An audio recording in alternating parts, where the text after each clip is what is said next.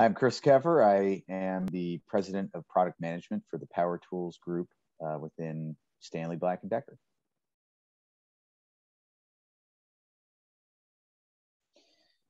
That's a great question. The pandemic, I think, widely traveled news has caused the market to accelerate. And more than anything, we're seeing what I would call a robust increase in our business, for the last, let's call it 15 to 17 months. Driven really by a lot of things, in my opinion. Remodeling has been absolutely robust. I think as people have been, confined to their home spaces, they are changing their home spaces on a level that we haven't seen before. So the demand for remodeling is huge.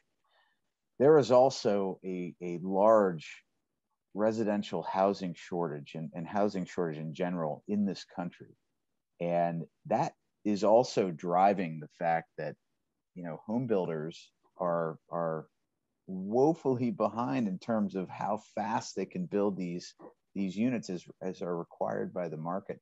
So that's driving our business. And on top of that, we've got commercial business where money is still, inexpensive. And we see owners really diving into the market and building, what their customers are looking for. In addition, you have infrastructure, and that's starting to ramp up. All of these things together are creating this environment, this I would call it a once in a career kind of demand level that is just really driving our business well. It's affecting our marketing, Sean, in a way that, I think user generated content and how we feed, our partners information.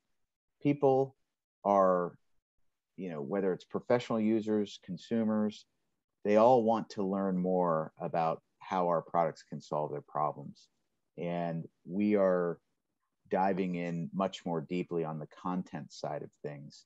Now, historically, we've done a lot of belly to belly marketing, what we would call pull marketing, where we would be in a marketplace and have, face-to-face interactions. And COVID has really, kind of restricted that a little bit. And so we're still out in the marketplace, but we're really augmenting that with a focus on content and how we get to our end customers through our distribution, with added emphasis on content and relevant marketing and user generated content as well. That is very effective.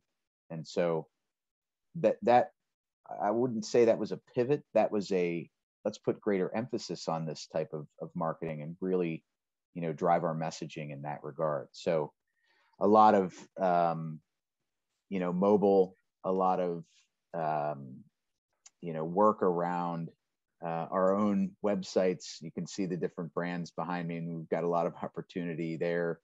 A lot of how we engage our customers directly through social. These are all, things that we've stepped on the gas on to help drive our brands and our business overall since the pandemic has happened.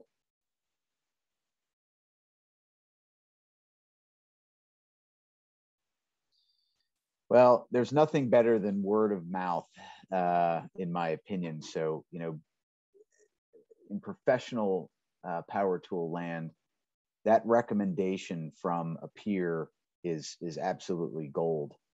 But that's also difficult to scale. So, like many companies, we do engage influencers, and those influencers typically are users, whether it's users of professional branded products, people that use power tools for a living, or folks that may be influencers that are more do-it-yourselfers. But we engage with those folks. We give them products that we are interested in getting the message out on, and then we let them, create that content.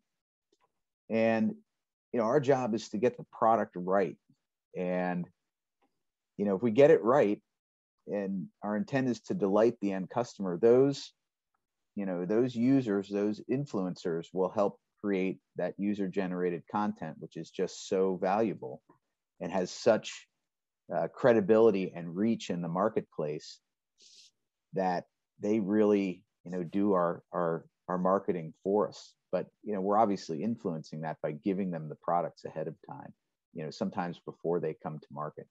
But that's a big tactic these days to help drive our messaging out there. And of course, we're doing more and more in our own social work as well to make our own database aware. But we're amplifying that message by using those influencers in the marketplace for sure.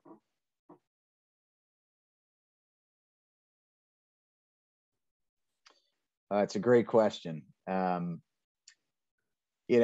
Solving user problems is part of what we wake up and do every day, and it's everyone's responsibility. It's not some subset of our group. It is every person on our team trying to figure out what are the things that we can do to solve user problems, whether the user is a pro power tool user or a DIYer.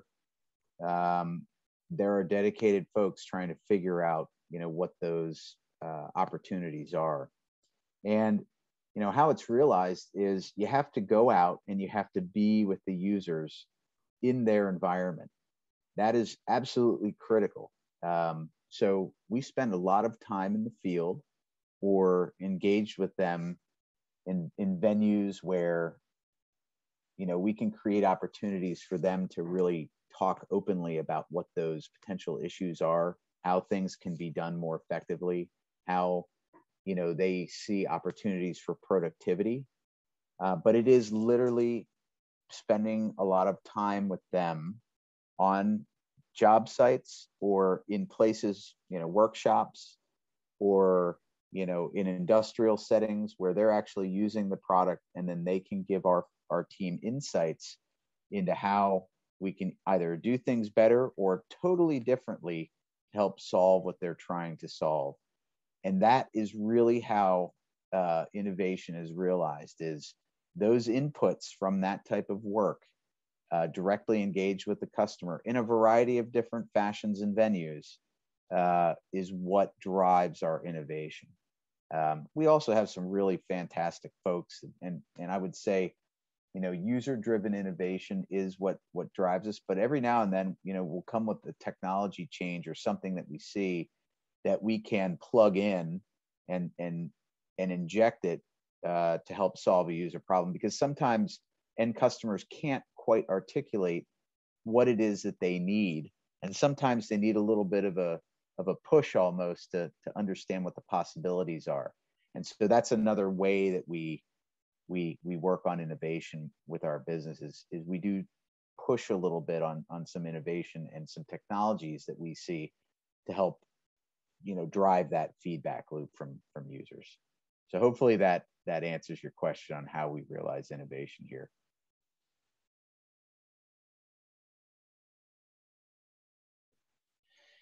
Great question. So true differentiation really kind of comes back to the user and those problems that we just talked about. And so one of the ways is just truly understanding the applications and putting yourself in the shoes of the customer. And so we some things are little tiny tweaks that we make, but becoming experts in the applications that are done helps us differentiate our products. We also look for technologies that are truly different in the marketplace. And so there may be some things that we evaluate that nobody else is doing, that we make a decision on and say, hey, we're gonna take this risk on this piece of technology because we think it solves this problem for the user. It really just all comes down to, what kind of problems can we solve for the user and how do we monetize that? And, then is it truly innovative? I think innovation at times tends to be an overused word. So you really have to, figure out, is this innovation something that's going to add value to the user? And is it really different? And most importantly, can we develop intellectual property around it to help protect these ideas that we create? And so, there's a lot of time and effort spent on building that intellectual property. We're one of the most, highly active manufacturers in this space when it comes to intellectual property. And so that's one of the ways that we really differentiate is we find, ways that we can solve these problems. And then we build creative solutions with intellectual property to help protect our ideas. And that gives us an advantage in the marketplace. And, that's one of the ways that we really seek to differentiate. But there's other little things here and there as well. I mean, we've got some brand strength, as you can see behind me. We've got a pretty strong brand lineup. So that's another way that we can really differentiate ourselves in the marketplace by offering some unique solutions for our partners throughout the world, really. So just a couple ways that we do it.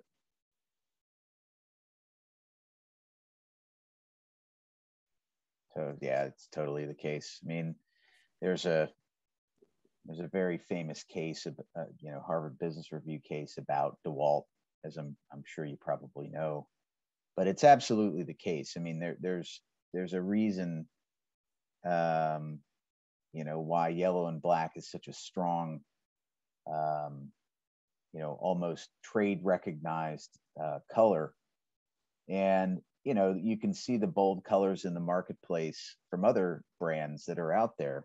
But you're absolutely right that, once a contractor makes a choice on something, I think especially now with battery systems being so prolific and the move to cordless, once they're invested in that battery platform, they're even more loyal than they were in the past when it was more of a plug-in type of situation. You might have a sander from one company and a drill from another and a saw from somewhere else. But as they, as technology has allowed cordless to just absolutely proliferate, things that, tools that we would never have thought would have been cordless, it is creating even more loyalty because, it's an investment. We recognize that, and contractors, once they're invested, they tend to stay invested. And so, we take that into high consideration when we're developing product, for sure. So you're absolutely right. Brand matters. They're highly loyal, and they're even, I think, more loyal these days because of their investment in battery systems.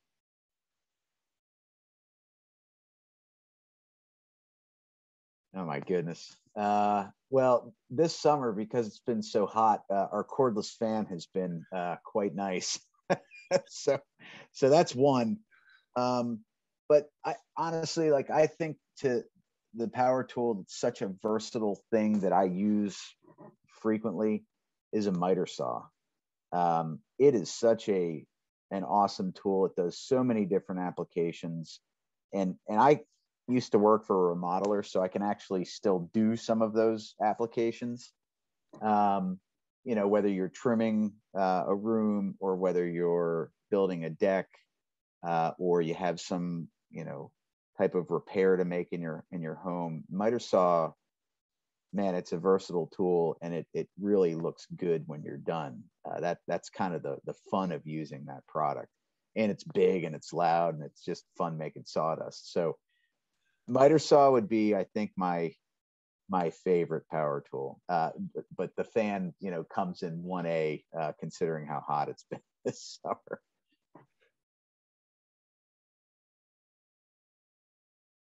Well, recently, I'll tell you about two. So we found a piece of driftwood, on a beach somewhere, and it was flat enough that I'm like, ooh, that looks like it could be a like a coat rack. And so at our home, we've got like a mud room, and it was like begging for this piece of wood. So it's kind of a newer mud room, so it looks kind of stark, but you've got this like old weathered piece of driftwood, and we ended up putting 8 small cleats, like boat cleats, on it before we hung it up. And so now that acts as our coat hanger. It was a relatively simple project, but it's really cool. And it just turned out great. So that was just fun to do. Not a ton of woodwork necessarily. A couple pilot holes, impact wrench to drive the lugs down to keep the cleats on, and then a few screws into the wall, and you've got kind of a decorative piece that's a little bit of a story, and that was fun. And it cost me all of $8 and maybe about an hour and a half of time, which was cool. That was the best part. Second thing, we bought a really old like Boston whaler last summer. It's like a little 17-foot runabout, nothing fancy. And I'm in the middle of stripping down part of the bright work. So there's old mahogany seats that are on this little boat, and they were just totally beat up and sun damaged and falling apart. So I'm in the middle of actually stripping those down and revarnishing them, and when that's done, it's just going to look beautiful. So that is definitely more of a woodworking / patience project. So it's teaching me to just slow down, take your time, and really like go through the steps that need to be gone through to make that happen. So not a home improvement project, but something that we'll definitely be using some power tools on as we continue to sand and strip and revarnish and da da da da. So it's kind of fun.